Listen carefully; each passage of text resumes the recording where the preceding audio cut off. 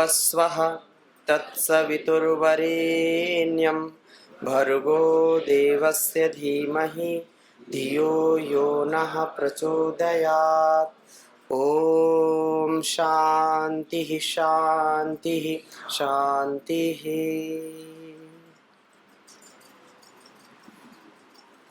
समस्त गुरु सत्ता को प्रणाम करते हुए इस पवित्र प्रांगण में, पवित्र भवन में, जो आत्मनिर्माण से विश्व के कल्याण के लिए, आपके स्वावलंबन और आत्मनिर्भरता के लिए बहुत ही सुंदर अवसर प्राप्त है।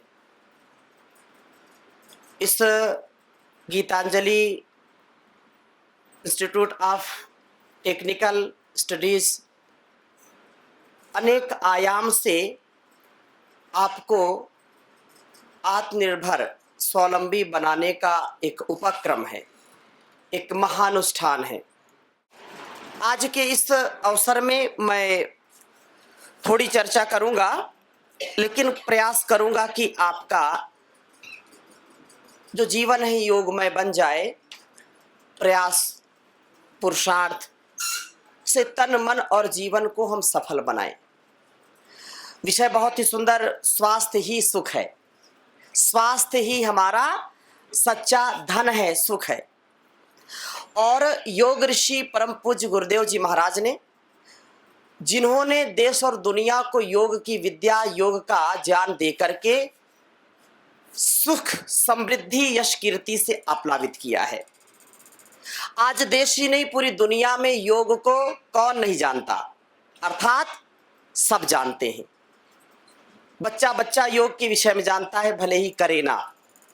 हाँ, सबसे ज्यादा दुनिया में शब्द प्रयोग किया जाता है योग शब्द। और आप क्योंकि टेक्निकल इस एजुकेशन को, निर्भरता और स्वावलंबन के इस कार्य को सीख रहे हैं, बढ़ा रहे हैं, सबसे पहले हम चर्चा करते हैं स्वास्थ्य किसको कहते हैं। आप ध्यान देंगे और एक एक शब्द को आप समझने का प्रयत्न करेंगे। स्वास्थ्य के विषय में बहुत लोग चर्चा करते हैं। स्वास्थ्य है क्या वास्तव में? स्व माने अपना, निजता जिसमें जुड़ी है। स्व माने मेरा इस स्वयं का, स्व माने अपना, और स्थ माने ठहरना, अपने आप में ठहरना। स्व माने अपने में, स्थ माने ठहरना। अपने आप में जो ठहर गया, अपने आप के स्वरूप में जो ठहर गया, वो स्वस्थ हो गया। अब फिर प्रश्न उठता है, अपने आप क्या है? अब यही सबसे बड़ी मुसीबत है सर, कि हम नहीं जानते हम कौन है। अब कोई पूछे आप कौन है? हमारे परमार्थ देव है। परमार्थ देव तो ये शरीर का नाम है। मैं कौन हूं? शरीर तो बदलते रहते हैं। अपने आप में ठहरना। ज्यादा गंभीर बातें नहीं करेंगे, थोड़ी बात करेंगे। स्व माने अपने में ठहरना। अब क्या हम अपने में ठहरे नहीं क्या? अब ये प्रश्न उठता है, क्या हम ठहरे नहीं क्या? अपने आप में तो है। लेकिन ऐसा नहीं है। हमारी जो प्रकृति है, जो नेचर है, जब हम नेचर के विरुद्ध काम करते हैं तो हम बीमार पड़ जाते हैं। हमारी जो प्रकृति है, और जब हम गलत आहार लेते हैं, गलत व्यवहार करते हैं, गलत सोचते हैं, तो हम विकृति में आ जाते हैं। ये सारी प्रकृति है। और प्रकृति में भी विकृति आने का कारण क्या है? हम मनुष्य। ये सारी प्रकृति कितनी सुंदर है, लेकिन आज ओजोन परत का क्षरण निरंतर हो रहा है, जिससे ग्लोबल वार्मिंग हो रही कि नहीं हो रही? तो ये प्रकृति से छेड़छाड़ किया ना, वातावरण से छेड़छाड़ किया। और जब हम अपनी प्रकृति, हमारे इस शरीर की भी प्रकृति है, अगर हम इसको आयुर्वेद की भाषा में बोले तो वात, पित्त और कफ। वात, पित्त और कफ। क्योंकि आप टेक्निकल एजुकेशन के विद्यार्थी हैं, तो इस शास्त्रीय जो भाषा उसको कम समझ पाते हैं। अभी आयुर्वेद कॉलेज में हम थे, तो वहाँ इस बात को हमने कहा तो हमारी 3 प्रकार की प्रकृति है, वात, पित्त और कफ। ये शरीर को धारण करता है, ये त्रिगुणात्मक है और इनमें बैलेंस होना बड़ा आवश्यक है। बैलेंस के बिना जीवन चल नहीं सकता। उचित आहार, उचित विचार, उचित हमारा संपूर्ण कार्य होगा तो हम बैलेंस में रहेंगे, संतुलन में रहेंगे। इनबैलेंस होना, डिसबैलेंस होना, ये समस्याएं रोगों को पैदा करती हैं। तो योग से संपूर्ण आरोग्य और स्वस्थ रहने की कला कैसे हम सीखें? तो सबसे पहली बात यह है कि योग फिजिकल, मेंटल, स्पिरिचुअल, सोशल हर प्रकार के बैलेंस को बनाने का एक उत्तम उपाय है। इंटरनल, एक्सटर्नल, सॉफ्टवेयर, हार्डवेयर, सबको अच्छा करने का उपाय है, अपने आप को स्वस्थ रखने का उपाय है ये हमारा योगा अभ्यास। मैंने आरंभ किया था कि स्वस्थ अपने आप में रहना। अच्छा ये बताओ, अगर हम थोड़ी देर बैठ करके मेडिटेशन करते हैं, ध्यान करते हैं, तो हम दुनिया की दुनियादारी से दूर रह करके हमको क्या अनुभव होता है? Peaceful mind, happiness life, divine life, no ego, no ignorance. कोई तनाव दबाव नहीं रहता, कोई एंजाइटी नहीं रहती। फिजिकल, मेंटल, शारीरिक और मानसिक आरोग्यता का आधार योग से है, आयुर्वेद से है, हमारी ऋषि परंपरा से है। और फिर इसके बाद सोशल, स्पिरिचुअल, वो उसी में इंक्लूड है, उसी में जुड़ी हुई है चीजें। अगर आप चंचल हैं, शरीर से तो बहुत स्वस्थ है, बिल्कुल फिट हैं ठाड़े से, लेकिन मन उल्लू का पट्टा है। अगर गुस्सा आ रहा है आपको, अगर आपका मन चंचल है, आपका मन पढ़ाई में नहीं लग रहा है, आप स्ट्रेस में है, दबाव में है, तनाव में है, तो आप स्वस्थ नहीं है। फिजिकल तो बिल्कुल अच्छे लग रहे हैं देखने में, पहलवान जैसे, लेकिन अंदर से खोपड़ी खराब, तो आप स्वस्थ नहीं है। मन बहुत अच्छा है, लेकिन शरीर में पीड़ा है, पेट में दर्द है, आंखों की कमजोरी है, कमर में दर्द, स्पॉन्डिलाइटिस, सर्वाइकल, सियाटिका की समस्याएं। अब तो इतना साहब दिमाग खराब है लोगों का कि क्या वो बोल रहे हैं, क्या वो खा रहे हैं, क्या पी रहे हैं, कब सो रहे हैं, कब जाग रहे हैं, पता ही नहीं। माता पिता पूछते हैं, बिल्कुल तैयार होकर घर से निकले, और माता पिता पूछते कहाँ जा रहे हो, तो उत्तर आता कहीं नहीं जा रहे। अब देखो ये है ना, इसको स्वस्थ नहीं कहेंगे, दिमागी बुखार है। नहीं देखो, माँ पिता, बड़े और बुजुर्ग, अध्यापक ही पूछ रहे क्या कर रहे हो, क्या उत्तर आता है? कुछ नहीं कर रहे। पता लगा रात में आ रहे हैं 11 बजे, पूछ रहे कहां से आ रहे हो, उत्तर आता है कहीं से नहीं आ रहे। अब इससे बढ़कर के खोपड़ी खराब होने की बात क्या हम कहें आपसे? हम क्या बोल रहे हैं खुद ही नहीं पता, सफेद झूठ बोल रहे हैं। ये भी एक दिमागी रोग है। दूसरी बात, कब क्या बोलना, कितना बोलना, कैसे बोलना, इसका जब हमारे जीवन में ज्ञान नहीं है, इसका मतलब यह है कि कुछ ना कुछ गड़बड़ी है। अच्छा, कुछ लोग ऐसे हैं कि वो बातें उनकी बंद ही नहीं होती, दिन भर बातें सुनकर के लोग पक जाते हैं। इससे लोग बचते हैं, इससे दूर रहो, दिमागी गड़बड़ी है। कुछ इतना खाते हैं कि खा खा करके बीमार हो रहे हैं। ये 2 इंच की जुबान काबू में नहीं, चटोरी।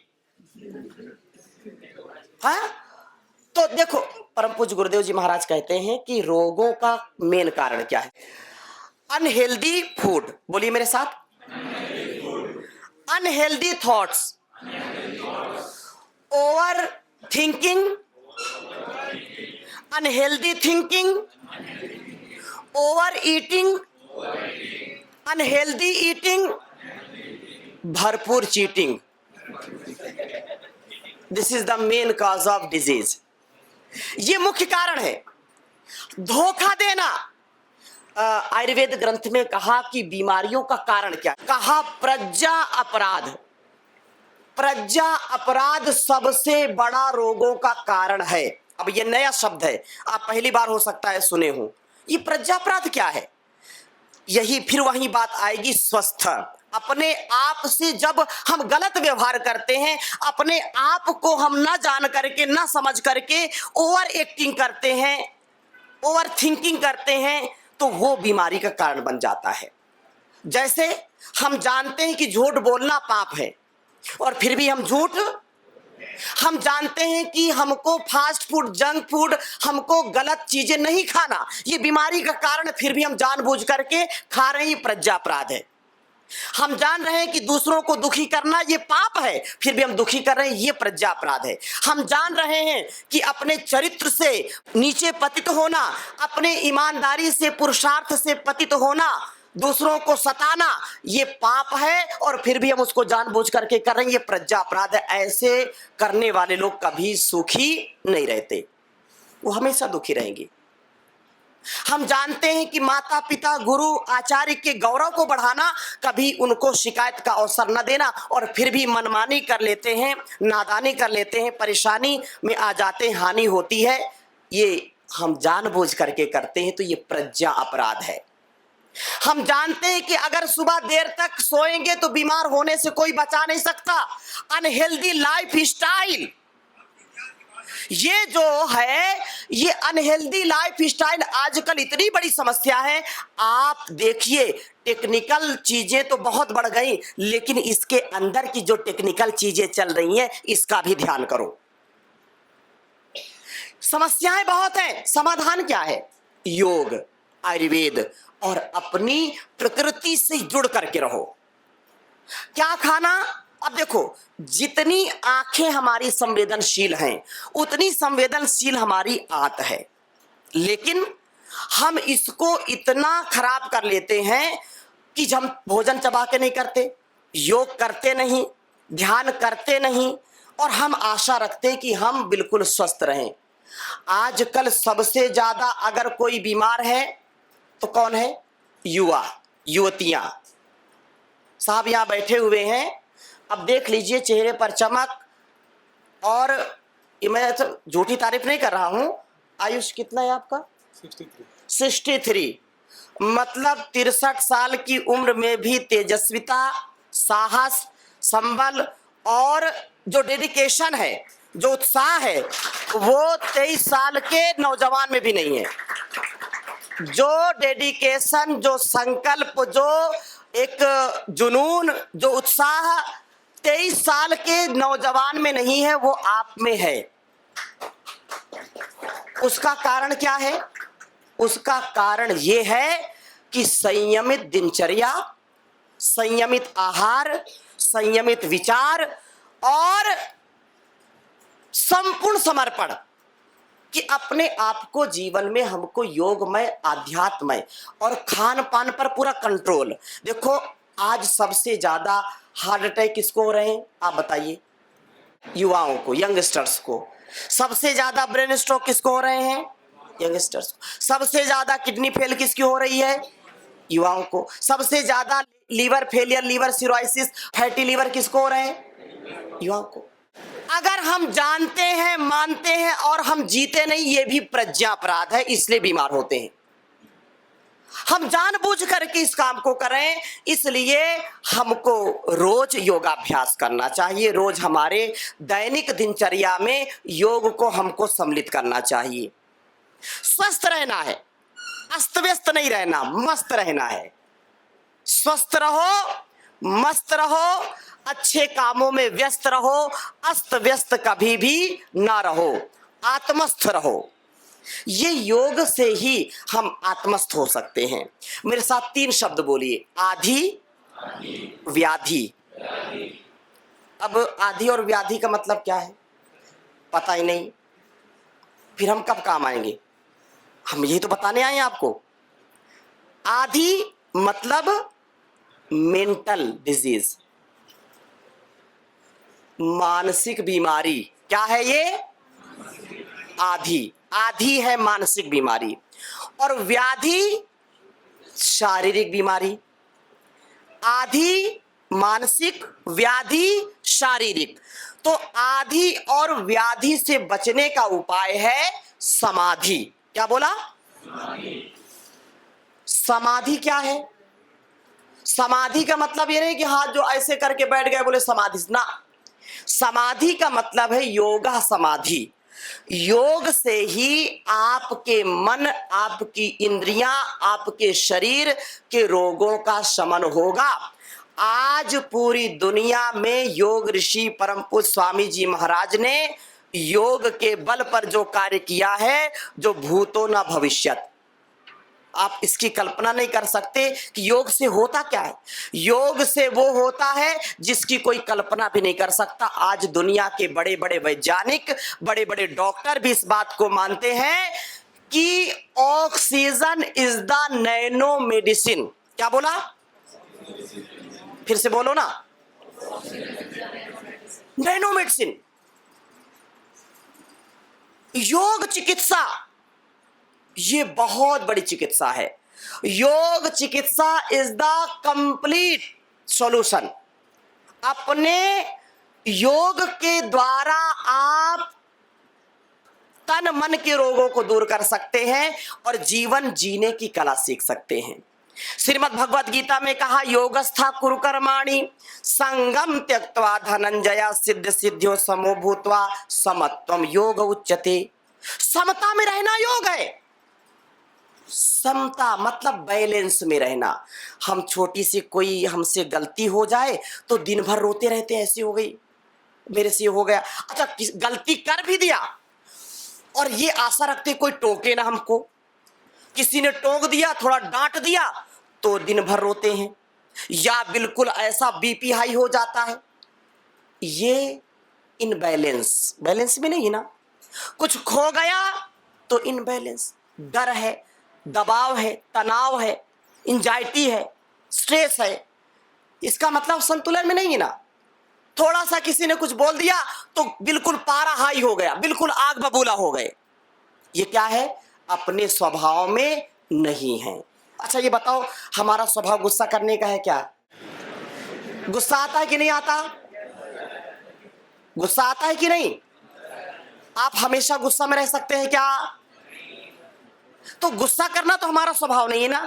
आप हमेशा प्रसन्न तो रह सकते हैं साहब, प्रसन्न तो हम हमेशा रह सकते हैं, लेकिन गुस्सा कोई हमेशा करके दिखाए, क्योंकि हमारा स्वभाव गुस्सा करने का नहीं है।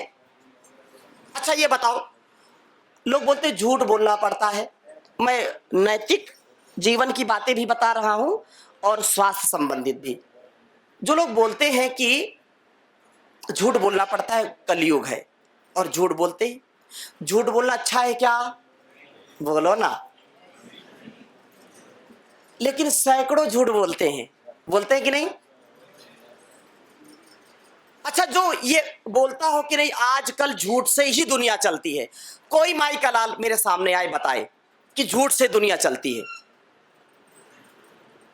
थोड़ी देर के लिए मान सकते हैं, लेकिन जो व्यक्ति बोलता है कि झूठ से दुनिया चलती, जितना दुनिया को बेवकूफ बनाओगे उतना ही लोग आपको नमस्ते करेंगे, ये उसकी भूल है। क्योंकि उसको भी झूठ पसंद नहीं है। क्यों? वो जितना झूठ बोलता है, कोई भी व्यक्ति हो दुनिया का, वो कभी नहीं चाहेगा कि उसकी संतान उससे झूठ बोले। बोलो, उसका पति उससे झूठ बोले, उसकी पत्नी उससे झूठ बोले, कोई चाहेगा? इसलिए स्वभाव क्या हमारा? सत्य का। सत्य में वो जयते नानृतम। सत्य की ही विजय है, असत्य की कभी विजय नहीं होती। इसलिए स्वास्थ्य अच्छा करने के लिए ये बहुत महत्वपूर्ण है कि समता में रहो।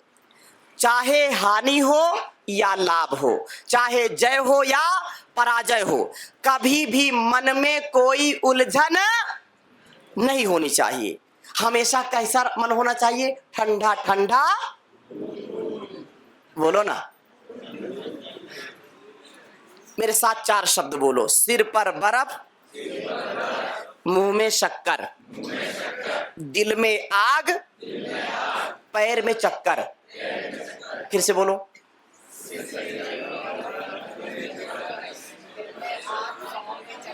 एक साथ बोलो। सिर पर बर्फ, मुंह में, दिल में, पैर में।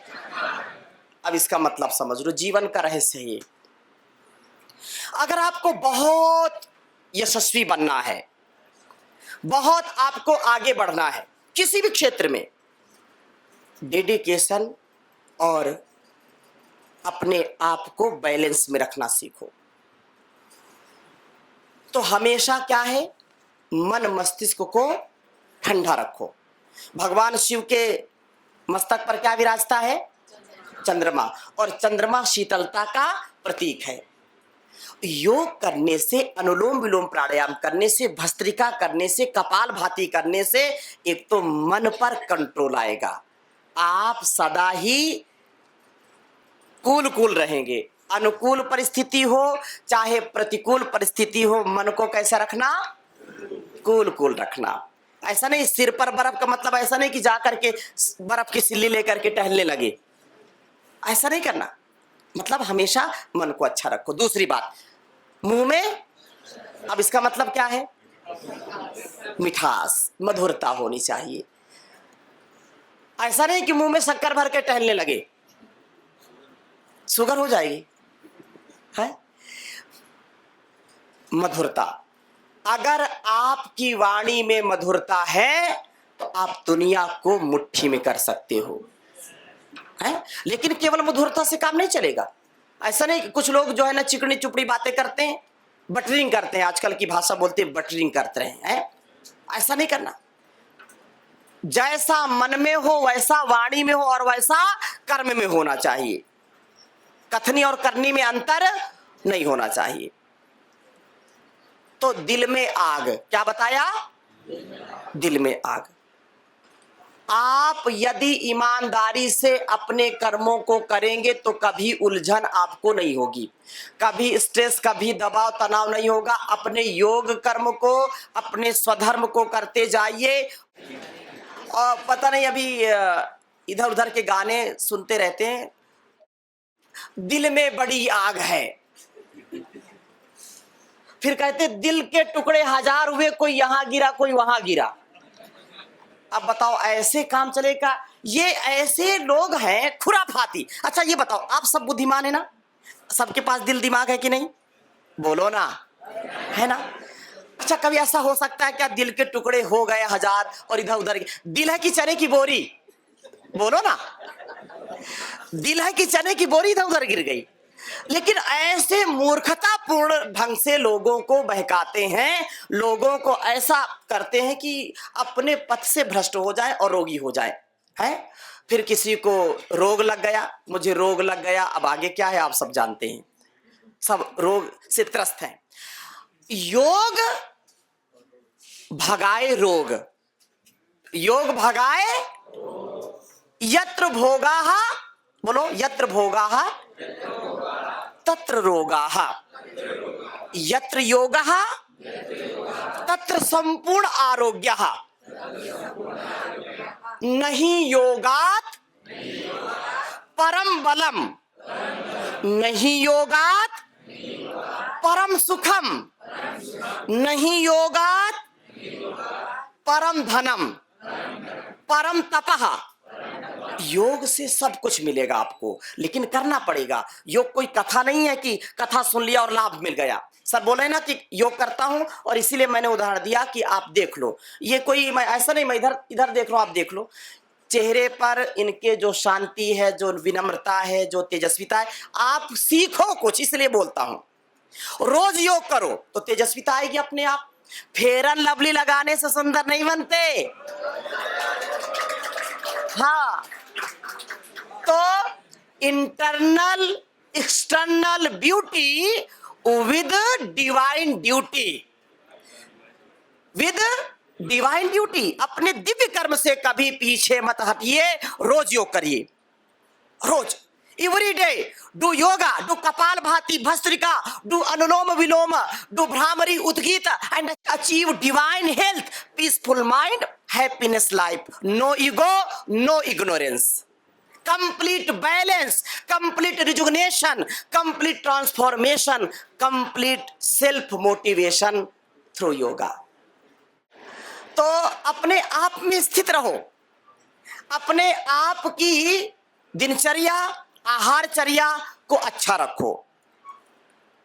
3 चीजें मैं आपको बताता हूं। पहला आहार, बोलो। दूसरा निद्रा, निद्रा। तीसरा ब्रह्मचर्य। पहला, दूसरा, तीसरा। ये स्वास्थ्य के 3 स्तंभ हैं। स्वस्थ, अपने में ठहरने के 3 बड़े स्तंभ हैं, 3 पिलर्स। आहार, निद्रा और ब्रह्मचर्य। इनसे क्या होगा? तो आहार के विषय में कहते हैं आहार लिया जाता है। बोलो, आहार भोजन किया जाता है, भोजन और खाना खाया जाता है, खाना। अब देखो, आहार के विषय में जितना भी हम ग्रहण करते हैं, आंखों से रूप का आहार, कानों से शब्दों का आहार, रसना से रस का आहार, नासिका से गंध का आहार, त्वचा से स्पर्श का आहार, ये आहार ही व्यक्ति को बीमार करता है, व्यक्ति को स्वस्थ करता है।